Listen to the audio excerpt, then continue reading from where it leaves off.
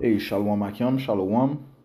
Commençons comme toujours en donnant tout honneur et toute gloire à notre Seigneur, notre pouvoir, Yahweh, Bahasham, Yahweh Shai, Bahasham Ruach Kodash. Double honneur et respect aux apôtres de Great Millstone établis par notre Seigneur pour guider l'élection de la nation d'Israël et bien sûr Shalom aux élus. C'est le frère Zakar du camp de Great Millstone Montréal revenant avec une leçon qui va toucher sur cette fable qui dit que un individu immoral lorsqu'il meurt, eh bien il brûle éternellement. Ok, il est en enfer et il brûle éternellement. Ok, on va toucher sur cela. Ok, pour prouver le fait que, en fait, personne ne brûle éternellement après sa mort. Ok, en fait, après la mort d'un individu, qui soit bien un homme moral ou immoral, eh bien, il retourne vers son pouvoir et en fait, il est en repos. Ok, dans le monde spirituel.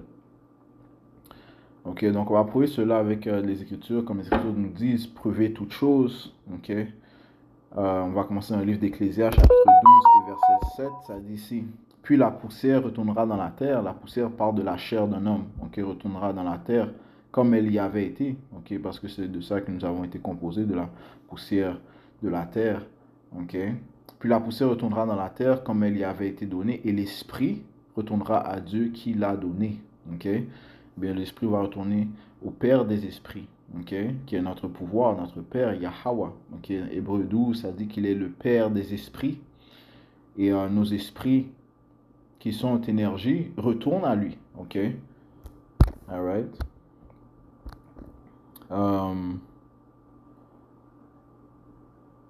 Allons dans le livre de Ézéchiel 18 et verset 4. Ça dit ici, voici, toutes les âmes sont à moi. Ok? Yahweh Bashim Yahusha qui parle. Hein? Ok, voici toutes les âmes sont à moi, comme l'âme du Père aussi, ainsi aussi l'âme du Fils est à moi, l'âme qui pêche, celle-là mourra. Ok, alright, la personne qui pêche, elle va mourir et son âme va retourner à Yahweh Bashim Yahweh Shai. Ok, Job 12 et verset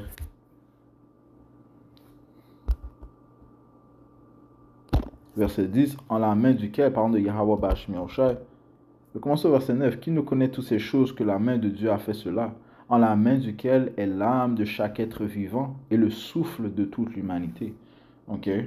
Right, so nos esprits retournent à notre pouvoir parce qu'elles appartiennent à notre pouvoir. En fait, nos esprits nous ont été prêtés par notre pouvoir. Ok? Ceci est établi dans le livre de Sagesse 15. On va commencer au 8e verset. Ça dit ici, ensuite, par un travail impie, de la même argile, il façonne une vaine divinité. Parlant d'un individu incrédule qui crée des vaines idoles. Ok? Ça dit ici, ensuite, par un travail impie, de la même argile, il façonne une vaine divinité. Lui qui naguère fait de terre, lui qui naguère fait de terre retournera bientôt au lieu d'où il a été tiré quand on lui redemandera son âme qui lui avait été prêtée. Ok? So, l'homme va retourner, l'homme qui est fait que de terre va retourner au lieu d'où il a été tiré, du monde spirituel. Ok? Quand on lui redemandera son âme qui lui avait été prêtée par Yahweh Ba'ashem Yahushai, le Père des esprits. Verset 16, ça dit ici, c'est un homme qui les a faites parlant des idoles, et c'est lui à qui on a prêté le souffle qui les a façonnés. Il n'est pas d'homme qui puisse faire un Dieu semblable à lui. Right? You know? Et Yahweh Hashem Yahushua a créé les hommes par sa puissance. Ok? You know, par sa puissance, par son génie. Ok? Incomparable. Ok? You know, l'homme ne peut pas créer d'esprit. C'est Yahweh Hashem Yahushua qui crée les esprits. Ok? L'esprit, c'est énergie qui est aussi du feu. Ok?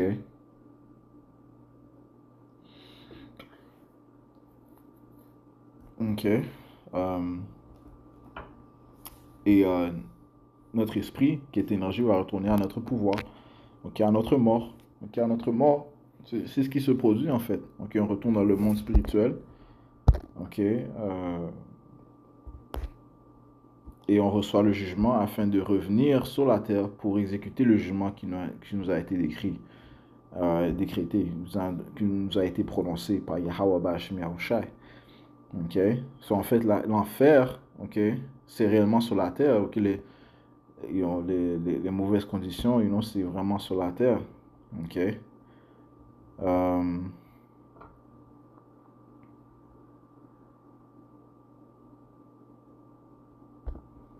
Ecclésiaste 3 et 20, ça dit ici.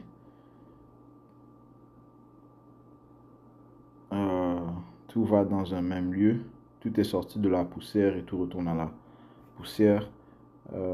Verset 21, qui connaît le souffle des enfants, des hommes qui montent en haut, ouais, pardon, de notre âme, notre esprit monte en haut, ok, pour recevoir le jugement des Yahweh Ba'ashem Yahushai, et le souffle de la bête qui descend en bas vers la terre, ouais, parce que la bête, elle n'a pas besoin de recevoir le jugement, ok, la bête est différente que l'homme, elle n'a pas besoin de recevoir le jugement du Tout-Puissant, elle va juste retourner pour naître ailleurs, ok, ailleurs dans le monde, you know. Euh, Contrairement à l'homme qui, lui, retourne dans le monde spirituel recevoir le jugement de Yahweh Shai pour retourner par le processus de la réincarnation pour exécuter le jugement qui lui a été décrit. Okay? Et réellement, c'est la terre, c'est sur la terre que se trouve l'enfer, les mauvaises conditions, ainsi de suite. Okay? Ecclésiaste 3 et 16 a dit, si j'ai encore vu sous le soleil qu'au siège même du droit, il y a la méchanceté, et au lieu de la justice, il y a iniquité. Okay? Quand ça parle sous le soleil, ça parle de la terre, ok? C'est sur la terre qu'il y a la méchanceté et l'iniquité, ok? Ainsi de suite, ok? Parce que dans le monde spirituel, c'est l'ordre total, ok? C'est l'ordre total dans le monde spirituel. Allons dans le livre de Job, chapitre 3. On va commencer au verset 11. Ça dit ici, que ne suis-je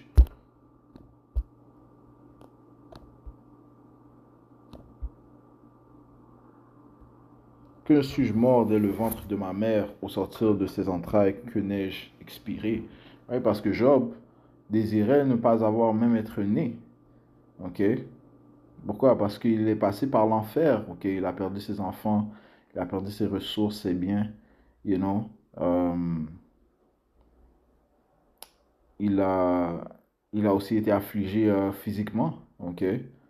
Donc il passait par l'enfer. Ok? Et on va toucher sur les différentes définitions de l'enfer. Ok? Mais il passait par l'enfer. Encore une fois, c'est sur la terre. Ok? C'est pas un lieu où une personne brûle éternellement. Ok? So, Job aurait voulu que sa mère ait une fausse couche ou bien qu'il soit mort-né. You know? Que ne suis-je mort dès le ventre de ma mère? You know, il voulait avoir que sa mère ait une fausse couche au sortir de ses entrailles, que n'ai-je expiré? Pourquoi ai-je trouvé deux genoux pour me recevoir et pourquoi deux mamelles à sucer? Maintenant je serai couché et en paix. Ok? Maintenant je serai couché et en paix. Je dormirai et je me reposerai. Avec les rois et les grands de la terre qui se sont bâtis des mausolées. Avec les princes qui avaient de l'or, ils remplissaient d'argent leur demeure. Ou bien comme l'avorton ignoré, je n'existerai pas. Comme ces enfants qui n'ont pas vu la lumière. Là, les méchants n'exercent plus leur violence. Ok? Là, les méchants n'exercent plus leur violence. Ok? Dans le monde spirituel, les méchants n'exercent plus leur violence. Là se repose l'homme épuisé de force. Les captifs, ils sont tous en paix. Ils n'entendent plus la voix de l'exacteur. Là se trouve le petit et le grand, l'esclave affranchi de son maître. Ok? Alright? Le riche, le pauvre, l'esclave, le maître, ils sont tous en repos dans le monde spirituel. Ok?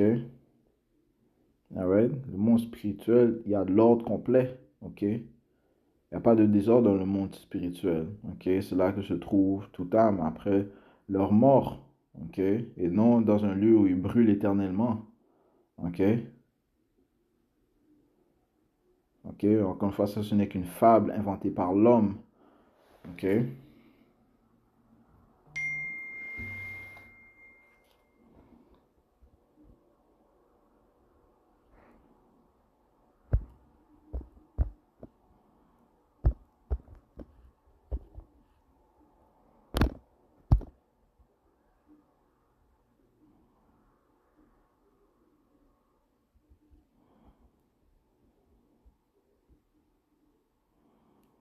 Ok. Euh,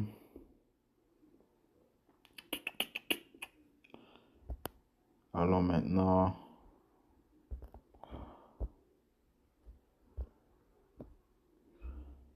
dans... allons dans le livre de... Alors, ce sera un autre exemple, ok? 1 Samuel 28 et verset...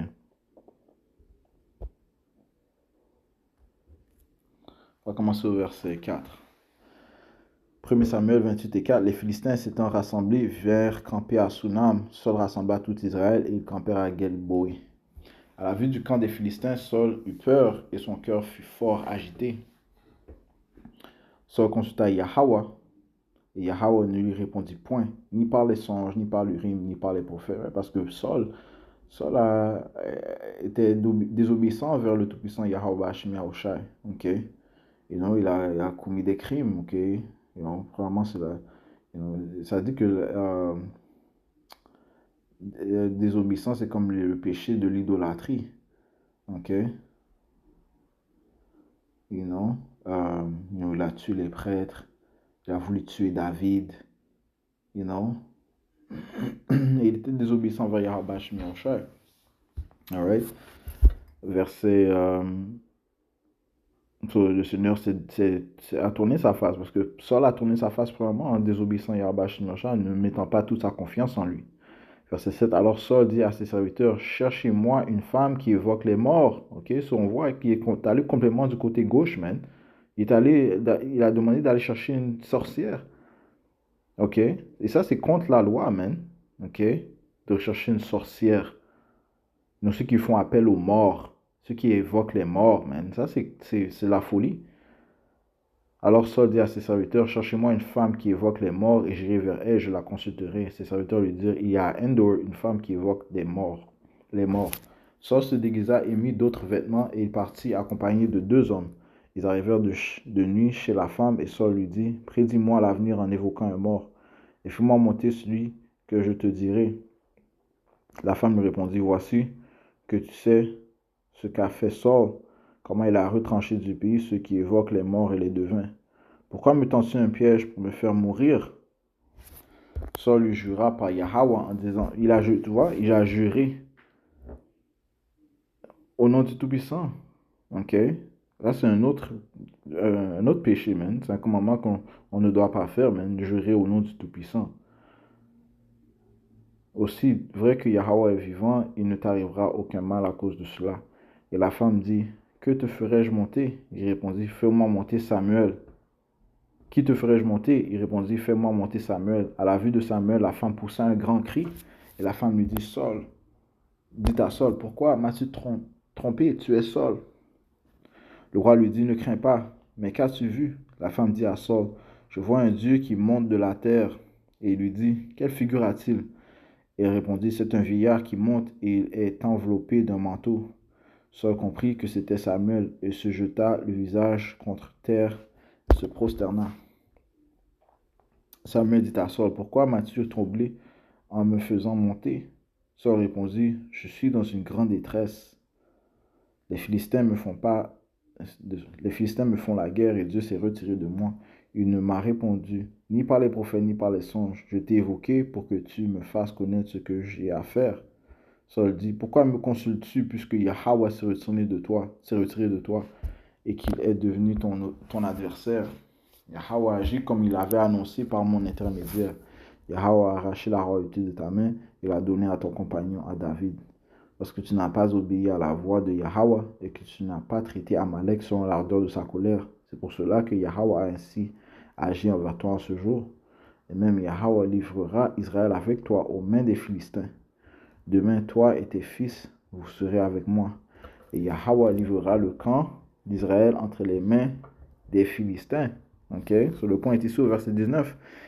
Et même Yahweh livrera Israël avec toi aux mains des Philistins. Demain, toi et tes fils, vous serez avec moi. Où ça? Dans le monde spirituel. Mais pourtant, Samuel était un homme moral, un homme fidèle, okay? Un homme de foi. Ok, un homme bien-aimé de Yahweh Bashmi Yahushai. Ok, comparativement à Saul qui, lui, s'est tourné du Tout-Puissant, un homme orgueilleux, un homme désobéissant. Ok, you know? Mais Saul lui confirme, demain, toi et tes fils, vous serez avec moi dans le monde spirituel. En repos, ok? Pas dans un lieu où est-ce qu'il va brûler éternellement, non. En repos, ok? Ok? Alright, ça prouve que les morts, lorsqu'un individu meurt, eh bien, ils vont dans le monde spirituel, ok? Avec, euh, euh, avec les autres âmes qui ont quitté ce règne où nous nous trouvons présentement sur la terre, ok? Ils sont avec le Père des esprits, Yahweh. Ok? Alright? So, encore une fois, cette fable de après la mort, un homme inique qui brûle éternellement, ce n'est un mensonge créé par l'homme. Ok? Mais c'est pas biblique. Ok? Maintenant, on va aller voir la définition du mot enfer dans le dictionnaire de la langue française. Ok? Enfer. Ok? Antiquité dans les croyances intérieures au christianisme, séjour des morts conçu comme un lieu souterrain.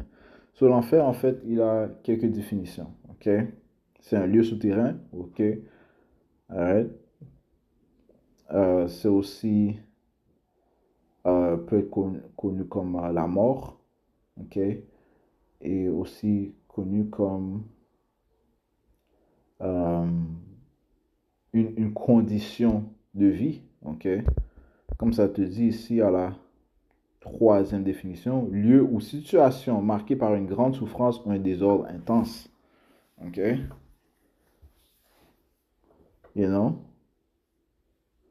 So, lorsqu'une personne dit je suis en enfer, c'est parce qu'elle passe par une mauvaise condition, une souffrance, un tourment. OK? Et non un lieu où est-ce qu'une personne brûle éternellement. OK? Souffrir l'enfer, souffrir excessivement.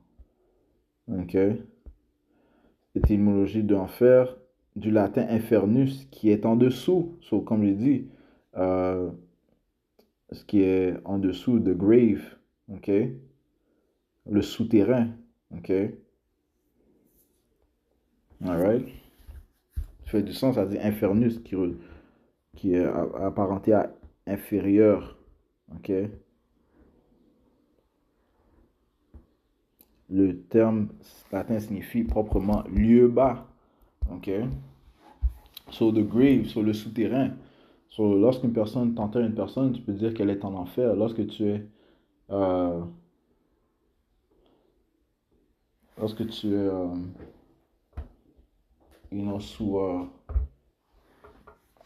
sous la terre, tu es en enfer. Ok?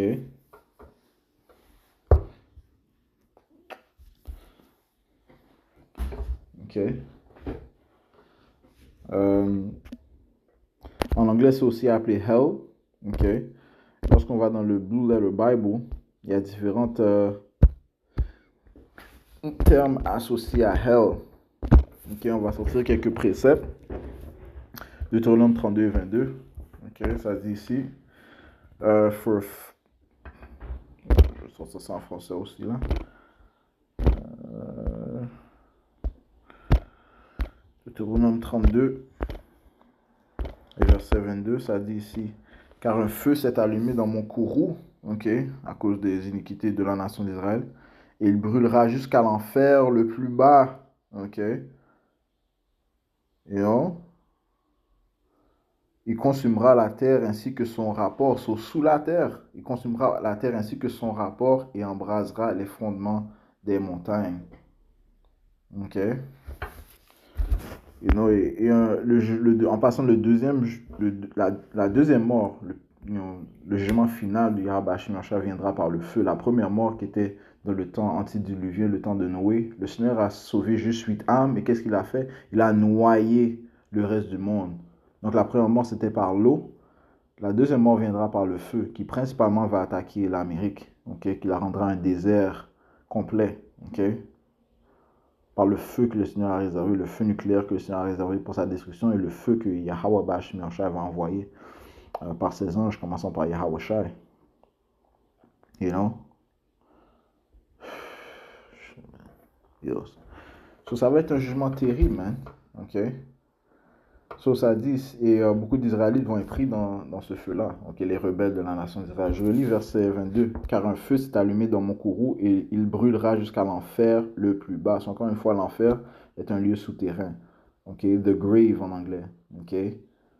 Alright. Retournons au mot infernus, okay, signifiant inférieur, okay, un lieu souterrain, un lieu bas, okay, sous la terre. Okay. Il brûlera jusqu'à l'enfer le plus bas et consumera la terre ainsi que son rapport et embrasera les fondements des montagnes. So, dans le Blue Letter Bible, ça dit ici, for my anger, au NLT, sur la droite, ça dit, for my anger blazes forth like fire and burns to the depth of the grave. It devours the earth and all its crops and ignites the foundations of the mountains. So, c'est un feu qui va brûler profondément. Ok, le mot hébreu c'est Sheol. Alors, dans le ok, c'est Sheol. Ok, Sheol, underworld, grave, hell, pit, the underworld, place of no return, wicked sent there, righteousness not abandoned. Grave, including its accessories in Hades or the world of the dead, Isaiah something, including its accessories and enemies, grave, hell, pit. Okay, so ça parle d'un lieu souterrain. Okay, okay, parce que on va voir un autre hell.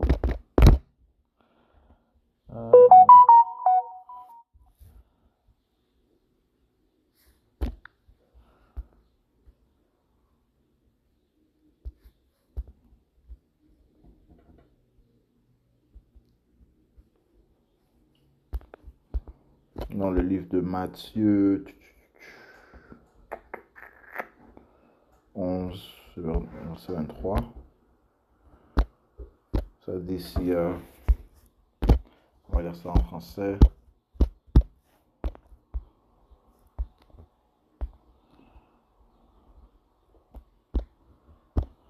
Matthieu 11, verset 23, ça dit ici. Et toi, Capernaum, qui a été élevé jusqu'au ciel, ok, parce que les gens vivaient dans la prospérité, dans la richesse, ok, qui a été élevé jusqu'au ciel, ok, parce que lorsqu'une personne dit qu'elle est au ciel, eh bien, elle est dans son pouvoir, ok. Par exemple, lorsqu'on dit en anglais, c'est cette personne est in heaven, this person is in heaven, ok. Ça parle elle est dans une place élevée, ok. C'est son paradis, ok. Ça parle de sa position présentement, ok. Ok. Ou bien ça peut parler d'une personne qui est dans le monde spirituel, ok. He's in heaven, ok. Dans le monde spirituel, ou bien aussi heaven peut aussi représenter, les cieux, ok. Les cieux, ok. Right? Mais dans ce contexte, Capernaum, ça parle de comment elle était dans la prospérité, dans la richesse. Ok. Ça dit, si tu seras abaissé jusqu'en enfer, donc tu seras dans une mauvaise position. Ok. Bien tu seras détruit. Tu vas être mené à la mort. Ok. Tu seras abaissé jusqu'en enfer. Car si les puissantes œuvres qui ont été faites au milieu de toi avaient été faites à Sodome, elles subsisteraient encore aujourd'hui. Ok? So Yahweh Shemashah va apporter la destruction à Capernaum.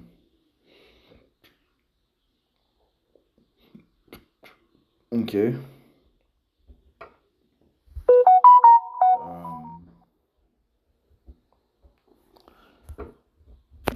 So on va voir ça dans le Letter Bible, ça dit hell Hades, ok, Hades. Et Hades était lié à la mythologie grecque, encore une fois, c'est des créations de l'homme, ok? The god Pluto, the god of the lower regions, ok? Mais réellement, c'est the grave, souterrain, death, hell, ok? Death, hell, ok? Sur la mort ou bien un lieu souterrain, ok? C'est la différente définition associée à hell ou bien à l'enfer. Encore une fois, tu dois le lire au bon contexte, ok? Avec le bon contexte, avec la bonne perspective, you know? Euh, donc on a vu Sheol, on a vu Hades. Et allons voir, allons lire ce que le roi David a dit, ok, concernant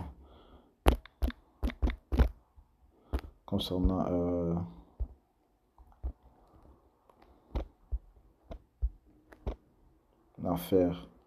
Psaume 139, verset 8. Ok, on va lire ça premièrement en français. Psaume 139.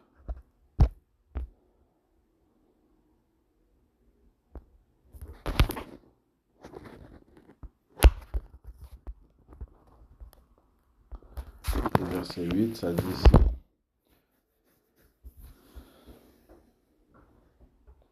Verset 7. Où irai-je loin de ton esprit, ou bien où fuirai-je loin de ta présence? Si je monte au ciel, tu es là. Si je me couche en enfer, voici, tu es là. Ok. Hell, Sheol. Ok.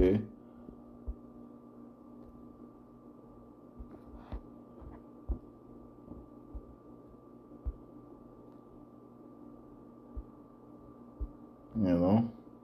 So, parlant de la présence de Yahweh Shem Yahushai. Ok.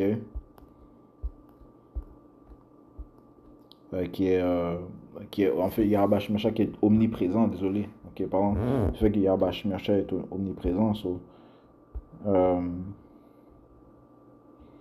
qu'il soit euh, qu'il soit in heaven, le Seigneur est là. Qu'il soit en enfer, le Seigneur est là. Parce que le Seigneur, you know, est omniprésent. C'est lui qui en fait décide de notre position et nous lui appartenons. Ok. Allons.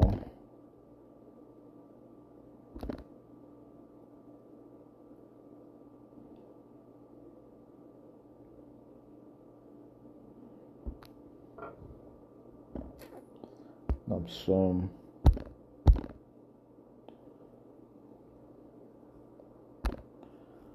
86, le verset 13, ça dit ici.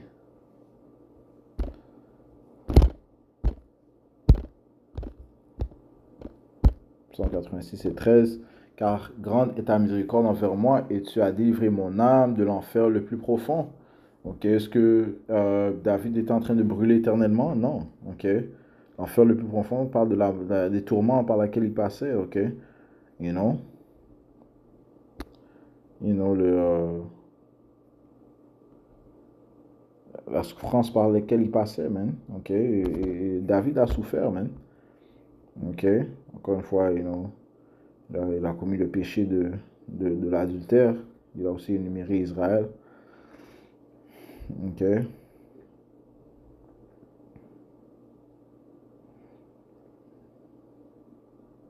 You know.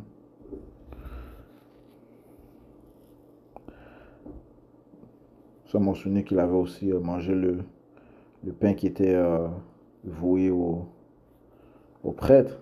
Non. Là, you know, ça parle pas du fait qu'il brûlait éternellement, man. Verset 13, il parle, encore une fois, il mentionne la miséricorde de Yahweh Shmircha. Yahweh Shmircha est un Dieu miséricordieux. Il ne va pas faire qu'un homme ou qu'une personne brûle éternellement. Ok? Où est la miséricorde dans ça? Non. Yahweh Shmircha, il te fait souffrir en enfer à cause de ta désobéissance. Te fait souffrir en enfer sur la terre à cause de ta désobéissance. Et lorsque tu meurs, eh bien, tu vas dans le monde spirituel, man. Ok, encore une fois, l'enfer, c'est sur la terre, man. Ok? Eh bien, tu peux te trouver en enfer sous la terre, but, you know. Verset 13. Car grande est ta miséricorde envers moi, et tu as délivré mon âme de l'enfer le plus profond. Ok, la mauvaise condition dans laquelle il se trouvait. Ok.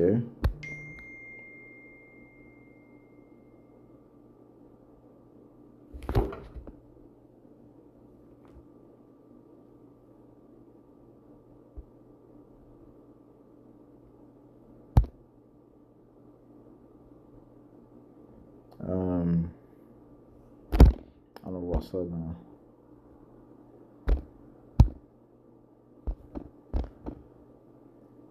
Sheol, encore une fois, Sheol.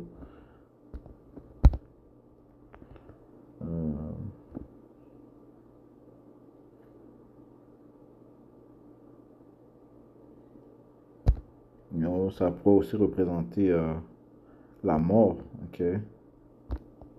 Deity designation for the body of death. So, on peut dire que le Seigneur l'a aussi délivré de la mort. Ok. Ok. Délivrer mon âme de l'enfer le plus profond. Personnellement, je pense que ça parle de la condition. Ok.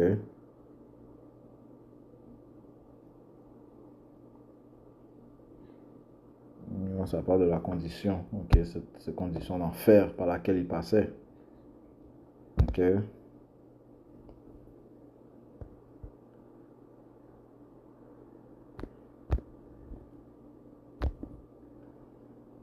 Dans le livre de Luc.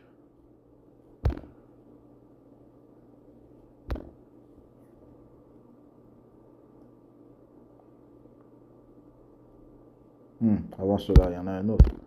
Psaume 116 et verset 3. Ça dit ici, Psaume 113, Psaume 116,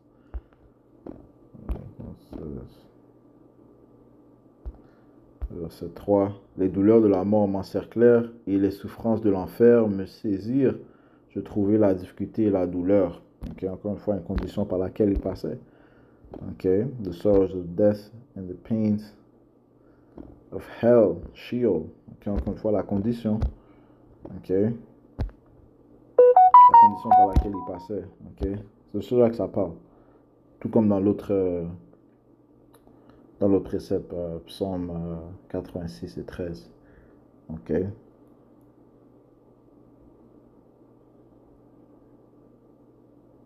Ok.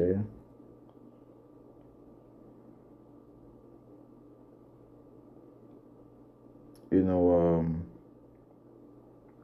vas-y, Luc. On va finir là. Ok. Luc 16, 23. En parlant de la parabole.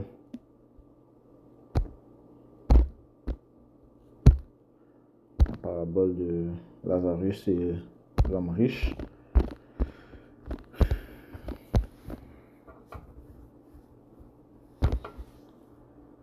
Luc 16 et verset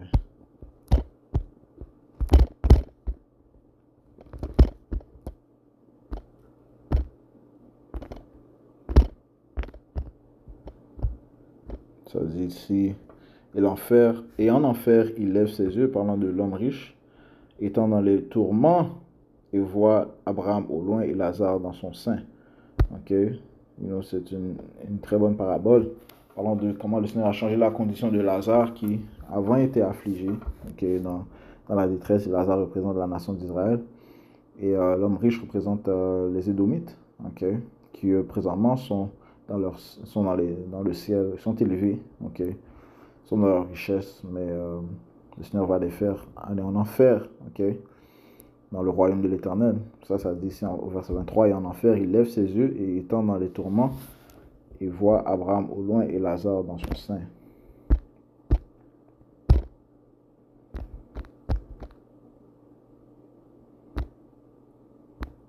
Ok. Ça dit Hades ici. Oh, boom, ça dit ici a very uncomfortable place. Ok. A very uncomfortable place. C'est encore une fois lié à l'enfer, qui est une place où de mauvaises conditions, une mauvaise condition où se trouve l'homme. You know?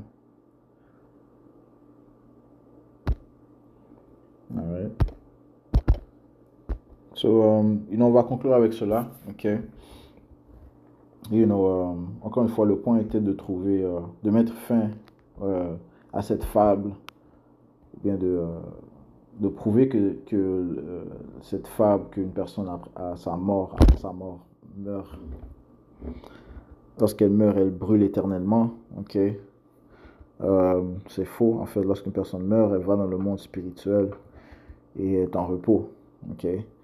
L'enfer peut constituer du souterrain, peut constituer de la mort, peut constituer de la mauvaise condition que se trouve une personne, okay, par ses tourments, la torture, une position inconfortable, les douleurs, ainsi de suite, man. Une position de souffrance, ok. So, j'espère que ça a été édifiant. On va conclure en donnant tout honneur. Oh, ça te dit, craignez celui qui peut faire. Attendez un instant. Fear.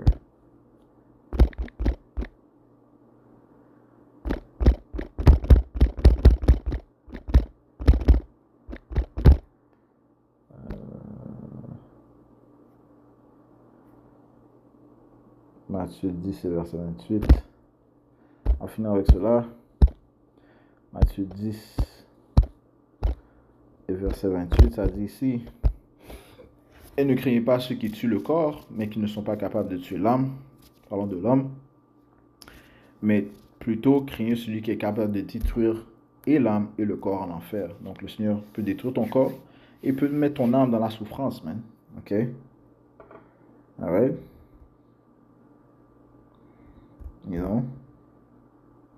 C'est ce que cela signifie. Le Seigneur peut t'affliger. Parce que lorsque tu peux, disons, tu étais un homme immoral, lorsque tu reviens, par exemple, tu reviens dans la réincarnation, après avoir reçu ton jugement, et le Seigneur te rend paralysé, te rend aveugle, te donner, il peut te faire, je sais pas, né dans toutes sortes de tourments, man. Ok? So, ils ont juste rajouté cela. Ok, j'espère que ça a été édifiant. On va conclure en donnant tout honneur et toute gloire à notre Seigneur, notre pouvoir, Yahweh, Bahashem, Yahweh Shai, Bahashem Rocha Akudash. Double honneur et respect aux apôtres de Great Millstone et shalom à l'élection. Yahweh Bahashem Yahweh Shai, Baketam.